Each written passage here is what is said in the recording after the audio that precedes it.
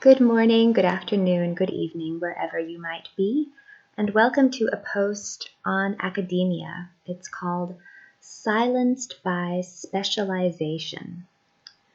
Academia trains people to speak specialized languages that are hard for outsiders to parse. If these languages expand the ability of academics to communicate ideas that are impossible to express more simply, they have value. But more often their purpose is to exclude non-academics and hide the emptiness of what is actually being said. In short, the languages obfuscate and isolate those who speak them. This becomes especially apparent when academics cross paths with politicians and everyone's shoes become coated with a slick layer of irony. What is the purpose of academic communication if not to help people understand the complex political choices with which they are confronted during each election cycle? If, for example, feminist theory cannot fulfill its purpose because it has become incomprehensible to most people, it silences those who have specialized in it.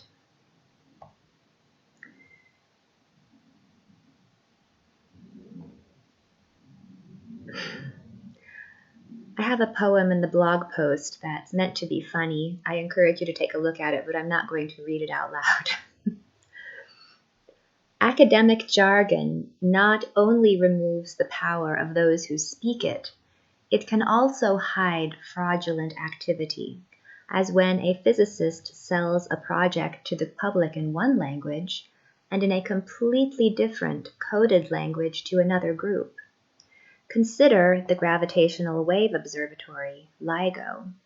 To the public, it is a tool to measure black hole collisions occurring in impossibly distant star systems.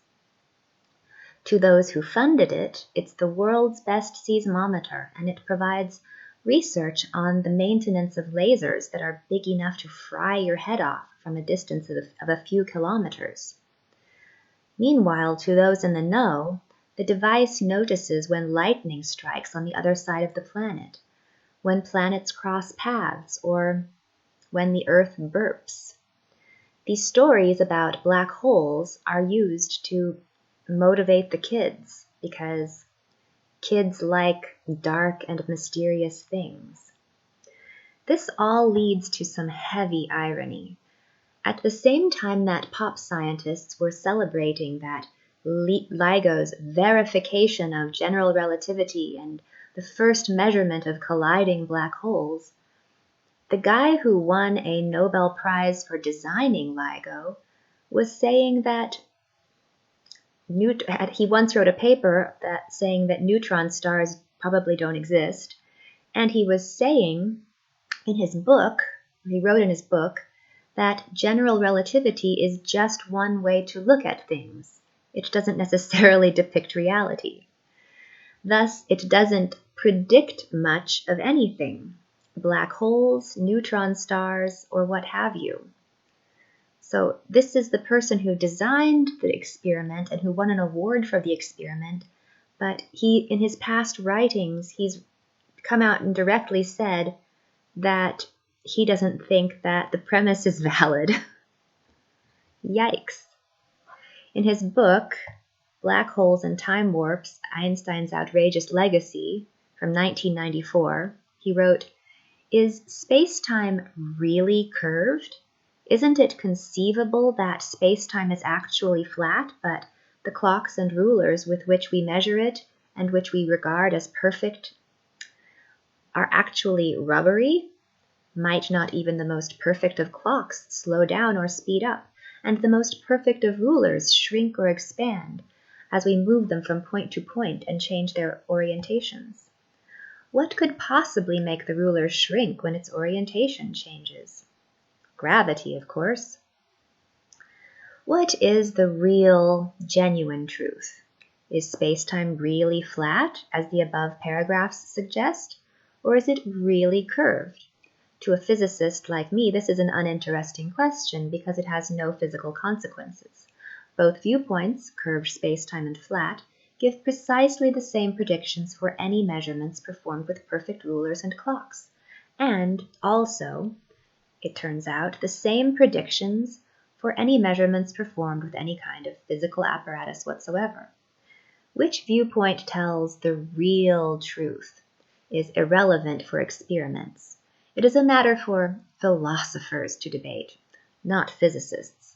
Moreover, physicists can and do use the two viewpoints interchangeably when trying to deduce the predictions of general relativity.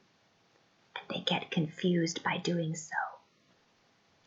The flat space paradigm's laws of physics can be derived mathematically from the curved space-time paradigm's laws, and conversely, this means that the two sets of laws are different mathematical representations of the same phenomena, in somewhat the same sense as 0.001 and 1 over 1000 are different mathematical representations of the same number. However, the mathematical formulas for the laws look very different in the two representations, and the pictures and exemplars that accompany the two sets of laws look very different. Since the laws that underlie the two paradigms are mathematically equivalent, we can be sure that when the same physical situation is analyzed using both paradigms, the predictions for the results of experiments will be identically the same. We are thus free to use the paradigm that best suits us in any given situation. This freedom carries power, he concludes. I think this freedom has carried the power to confuse students, both deliberately and accidentally. If your students are confused, they will continue to work hard, build gravitational wave observatories, and the politicians will spend more money to understand the mystery. But that's fraud. And people like Kip Thorne, who knowingly took part in that system, I think they're guilty of perpetuating a fraud on those who fund physics research, people like you and me. If you want to see the side which lost the battle for hearts and minds of physics, check out an article from 1968 about neutron stars and why they can't exist. Then note the irony of who wrote the paper. It was Kip Thorne. Before he won a Nobel Prize for building an experiment to measure colliding neutron stars in LIGO, he didn't believe that neutron stars were possible because he understood that they were a misapplication of a theory, general relativity. This is a thorn in my side because when I go to a place like Reddit to advertise some of these ideas, I am immediately banned for doubting the deities of general relativity. Einstein, Kip Thorne, James Peebles, or any prominent scientist who attended a party at Jeffrey Epstein's house. He was a big patron of this sort of science. In each Reddit science or physics group in which I made a single on-topic post that was critical of LIGO, big science government-funded experiments, or LCDM Big Bang cosmology, Reddit moderators immediately labeled me as a crackpot and banned me. The only group that didn't kick me out immediately was Ask Philosophy, but even then, my post on translating between physics language and philosophical language almost got me banned.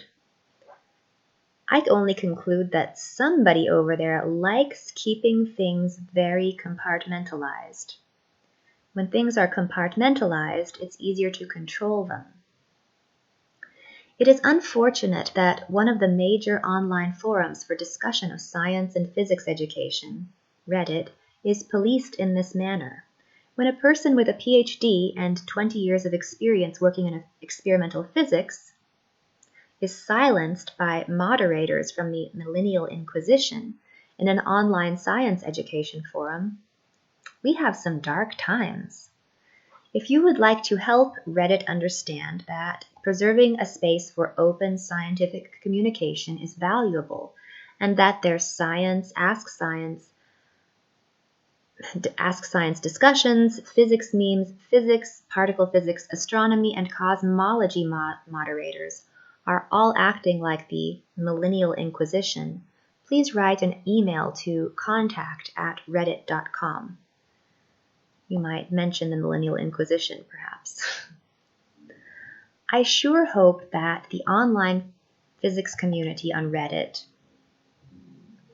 is not representative of the real world or the real world philosophy community today, because the philosophy students I saw on Reddit appeared to have been trained to reflexively reject anyone who did not use their insider jargon.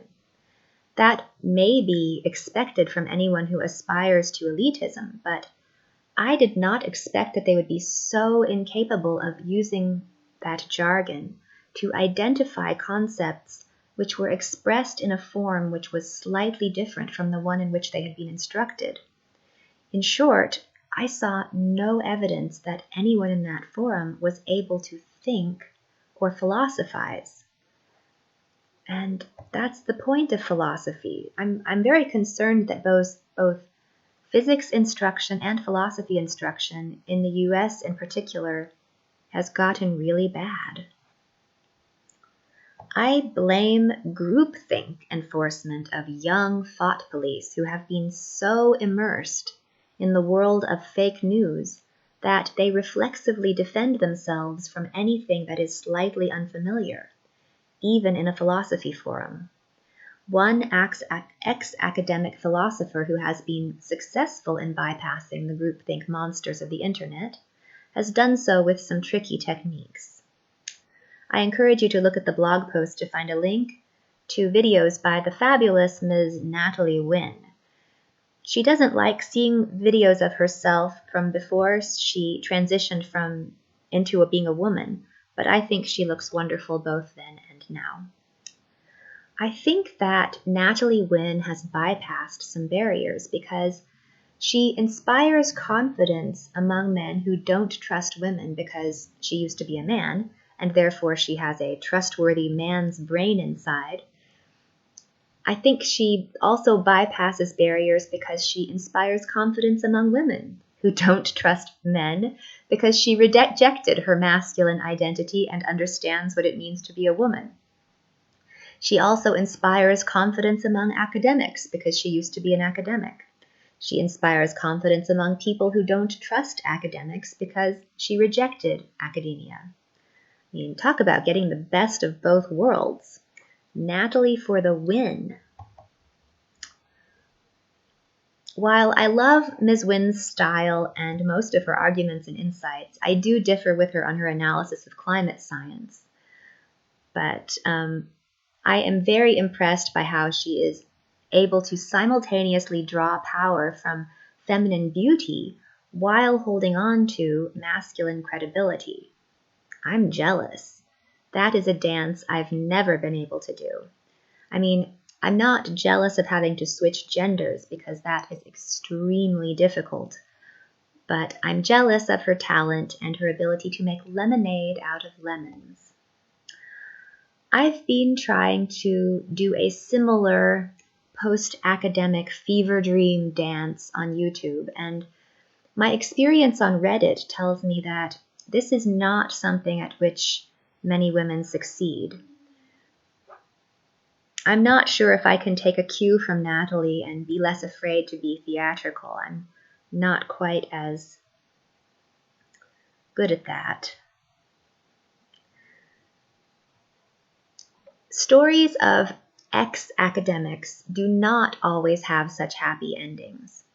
Consider a passage from an ex-academic with whom I've communicated about LIGO issues.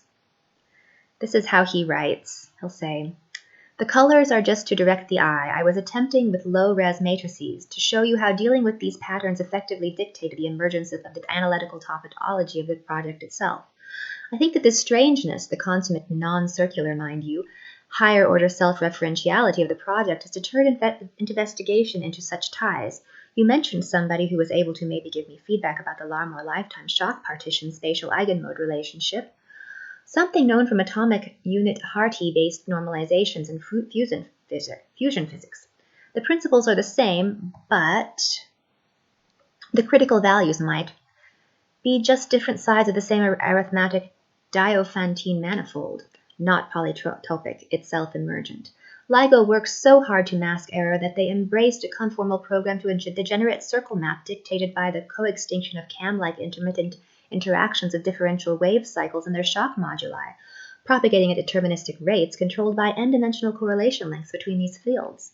Loading and unloading of energy into these self-driven feedbacks from the triggering of magnetic reconnection with line of sight and various spatial angles enhancing these correlations given the complexity of the total scale invariant modulated field and its higher rank attractors is in LIGO timing in terms of multi-day causal networks. Yeah, any satellite can find the pattern, but the strongest couplings are not always those that show the most universality, hence the ambiguity between sawtooth events and LIGO events on the level of their time evolution and cross-sections. The details are cut out in the analysis, after all, by LIGO, which of course leads to excess correlation and residuals due to the identity between the total noise floor and the signal features. Any robust correlations should be disrupted by the removal of the signal of the noise. If the noise is only correlated through systematic error convolution due to processing filter response and random outliers correlated to each other at frequencies outside the range of the signal power would show the partial correlation, not total broadband correlations. LIGO has to imply that gravitational waves are also modulating noise floor, but this won't be admitted because it demands exploration of the characteristics of the residuals noise itself, which would invariably lead to two conclusions. LIGO is wrong, or all space weather of the kind that occurs during LIGO triggers involve the expended action below ELF of gravitational wave sources over hours or days.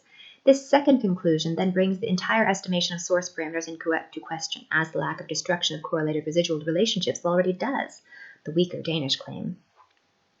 So can you understand any of it? I can, because I was trained in that system. But if you spend long enough within academia, you may lose the ability to speak the language that everyone else speaks. I use this example from a guy who has an impressive mastery of academic jargon across many disciplines. It is fascinating to see how he communicates. But I don't think that many people can understand him because it is easier for him to use the mental shortcuts of academic jargon, as their specificity allows for deeper meaning to be expressed in fewer words. Regardless of how we express ourselves, we both agree that LIGO's data is incorrectly interpreted by people who believe in black holes colliding in distant galaxies. He is trying to prove that every LIGO event can be correlated with lightning strikes, and I think I pointed this out to him when I told him about Schumann resonances, and I will try to compare LIGO to atomic trap spectroscopy with 10 to the minus 43 sensitivity, and to X-ray free electron laser pump probe synchronization measurements. In principle, these three measurements should all be sensitive to the same things.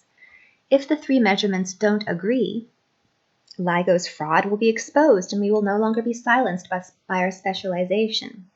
If no one has any interest in actually cross-checking LIGO, then none of these measurements that can be used to compare will ever be used. I mean, they have these magnetometers, which tend to be off whenever they're detecting a gravitational wave. I wrote in more technical detail in 2 other articles on the flaws in the LIGO experimental design, and I encourage you to take a look at that. But if you prefer more light-hearted work that explores the limits of the scientific method, I encourage you to take a look at my novels because they take a rather humorous look at how science can go crazy. Thanks for watching. Until next time.